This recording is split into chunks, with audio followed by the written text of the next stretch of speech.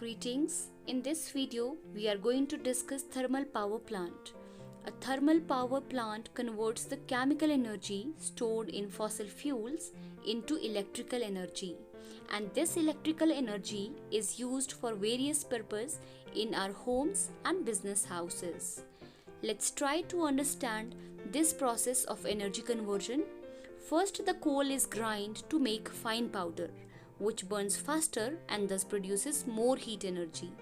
After grinding, hot air is passed through the coal to remove moisture from it. This powdered coal is then blown into the boiler where it burns, converting the chemical energy into the heat energy. This burning of coal produces ash and exhaust gases. The ash falls to the bottom of boiler and is removed by the ash outlet system. This collected ash is then sold to the building industries where it is used as an ingredient in various building materials like concrete, etc. The high temperature of boiler converts the water present in tubes into steam. The hot steam expands in these tubes and further increase the pressure.